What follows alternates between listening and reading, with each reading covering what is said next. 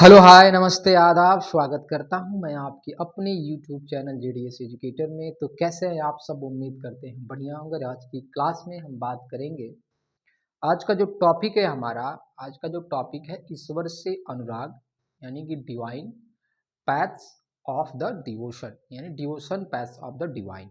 ठीक है, इस पर हम बात करेंगे। अगर हम बात करें भक्ति के कंसेप्ट की बात करें, तो भक्ति का जो कंसेप्ट है वो 8th सेंचुरी में आया।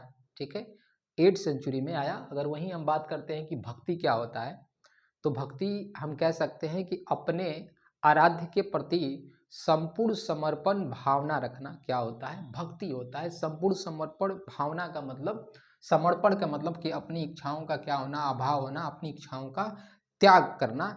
ऐसी भक्ति नहीं कि भगवान मुझे सीटेट में पास करा दीजिए, मैं आपको 1 केजी लड्डू चढ़ाऊंगा। तो इसमें तो आपकी इच्छाएं हैं ना, आपने अपनी इच्छाओं का त्याग नहीं किया। ठीक है, तो भक्ति का मतलब आप समझ पाए होंगे कि आपने संपूर्ण संपूर्ण समर्पण की भावना क्या करना, भगवान के प्रति संपूर्ण समर्पण की भावना रखना क्या होता है, भक्ति होता है। और इस भक्ति में हमें ये देखने को मिली कि आप क्या करो, इसमें कर्म का सिद्धांत आपको देखने को मिला कि आप कर्म करिए और कर्म के अनुसार क्या मिलेगा, आपको फल मिलेगा। ठीक है, ये जो भक्ति का कंसेप्ट था, इसमें किसी भी वर्ण जाति के लोग द्वारा पालन किया जा सकता था, यानी किसी भी जाति के वर्ण के लोग क्या कर सकते थे, इसका पालन कर सकते थे।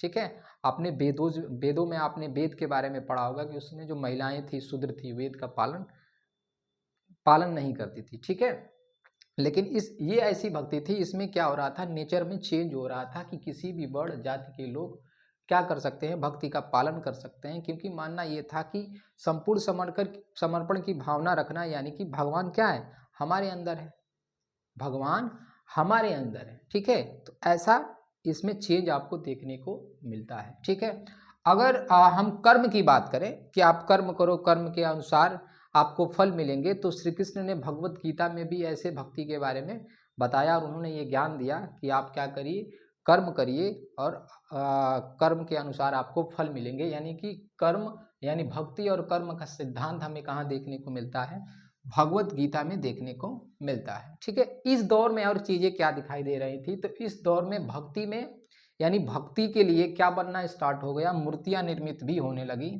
ठीक है, मूर्तियां भी निर्मित हुई, मंदिरों का निर्माण हुआ। हालांकि ये भक्ति के लिए आवश्यक साधन नहीं है, क्योंकि भक्ति में क्या है, भक्ति का मतलब समर्पण। ठीक है, ये आवश्यक चीजें नहीं थी। ठीक है, उसके बाद आपको विष्णु, शिव, दुर्गा की पूजा भी देखने को मिलती है इस समय। ठीक है, इस समय जो लोग थे, ठीक है, शिव की पूजा, दुर्गा की पूजा, इसमें आपको विष्णु के 10 अवतारों के बारे में भी पता चलती है हमें। ठीक है, ऐसे पता चलता है कि ब्रह्मा क्या है, यानी creator of the God, creator of the world. Vishnu क्या है, संसार के पालक है। और वहीं देखा जाता है शिव की अगर बात किया जाए, तो अगर संसार में विनाशक इनको कहा जाता है कि अगर कोई चीज़ की ज़्यादा समस्याएं आ जाती है, उनकी उसकी अति हो जाती है, तो शिव क्या करते हैं, उसको जीरो करते हैं और फिर क्या करते हैं, उसका क्रिएशन होता है। तो ये हमें कैसे देखने को, हमें इन देवताओं के बारे में स्टार्टिंग में हमें इनके पूजा के बारे में जानकारी मिलती है और लोग क्या करते हैं, शिव की और विष्णु की पूजा की ओर क्या करते हैं, भक्ति की भाव रखते हैं। ठीक है, तो भक्ति का जो कंसेप्ट है हमें देखने को कहाँ से मिलता है, हमें दक्षिण भारत से देखने को मिलता है। और भक्ति आंदोलन भी स्टार्ट हुआ था दक्षिण भारत से। ठीक है, तो यानी दक्षिण भारत में खास कर निचली जाति के लोगों द्वारा संतों के तौर पर भक्ति आंदोलन का भावना का प्रसार किया गया। ठीक है, तो भक्ति आंदोलन जो है स्टार्टिंग में आपको दक्षिण भारत से देखने को मिली। और दक्षिण भारत में जो निचली जातियां थी, मैंने अभी आपको बताया कि एंशिएंट टाइम में सभी लोगों को क्या है, भक्ति या पूजा का जो अधिकार था वो नहीं था। विशेषा जो अधिकार होता था वो नहीं। विशेषाधिकार का मतलब कि हम एक ऐसे कुल में या ऐसे वर्ण में हम जन्म लिए हैं जिससे हमें क्या मिलता है, हमें विशेषाधिकार मिलता है।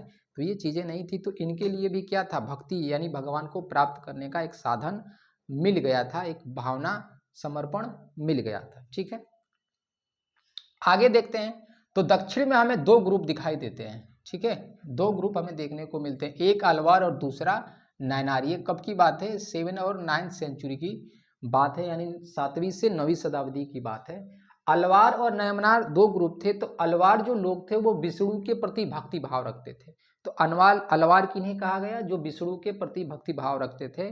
और नैनार उन्हें कहा गया जो शिव के प्रति भक्ति भाव रखते थे।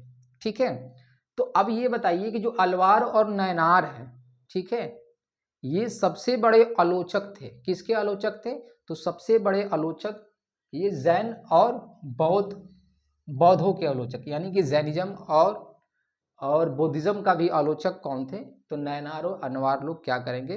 जैन धर्म और बौद्ध धर्म की आलोचना करेंगे। ठीक है, इनमें सभी जातियों से संबंधित संत देखने को मिलते हैं। ठीक है, हमने अभी बात किया कि सभी वर्गों के लिए क्या था, ये भक्ति भावना रख सकते थे लोग। तो इसमें सभी जातियों से संबंधित संत देखने को मिलते हैं। हमें अस्पृश्य जाति के भी लोग देखने को मिलते हैं, जैसे पुलैया और पनार नाम के अस्पृश्य जातियां भी शामिल थी। ठीक है, फिर आगे समझते हैं कि विष्णु और शिव के प्रति सच्चे प्रेम को मोक्ष का मार्ग बना रखा गया। यानी अगर मोक्ष आपको प्राप्त करना है तो विष्णु और शिव के प्रति हमें क्या रखना होगा? समर्पण रखना होगा, और इससे हमें क्या मिलेगा? मोक्ष मिलेगा। ठीक है, उन्होंने क्या किया? उन्होंने संगत साहित्य से, अब ये जो चीजें हैं, ठीक है, उनको प्रेरणा किससे मिली? तो उन्होंने संगत साहित्य से प्यार और वीरता के आदर्शों का क्या किया? आदर्शों को अपनाया और अपने भक्ति गीतों में शामिल किया। ठीक है, संगम साहित्य में आपको ऐसी बहुत सारी प्यार और शूरवीरताओं की कहानियां मिलती, उनसे उन्होंने क्या किया?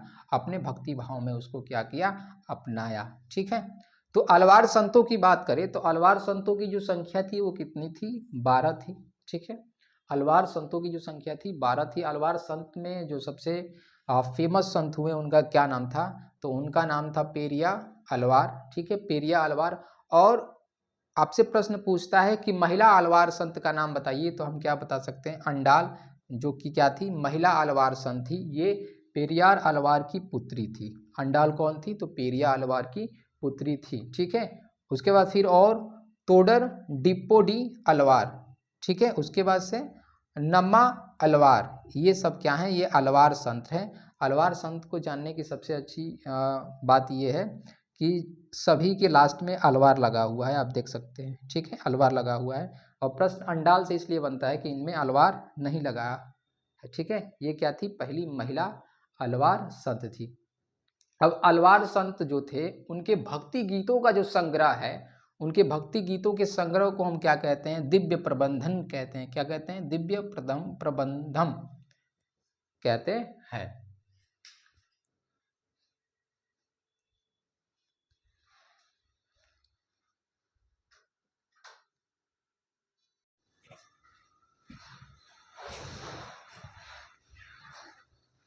ठीक है, तो अलवार संतों के बारे में हमने देखा। ठीक, अब नैनार के बारे में हम पढ़ते हैं। तो अगर नैनार संतों की बात करें तो इनकी संख्या कितनी थी? तो नैनार संतों की जो संख्या थी वो 63 यानी 63 थी। ठीक है, इसमें जो महत्वपूर्ण नैनार जो संत हुए उनका नाम क्या था? तो महत्वपूर्ण नैनार जो संत हुए उनका नाम था अपार। ठीक है, अपार, सवंदर, सुंदरार, मणिका व सागर, ये सब कौन थे? ये महत्वपूर्ण नैनार संत थे। ठीक है, ये बात हमने समझा।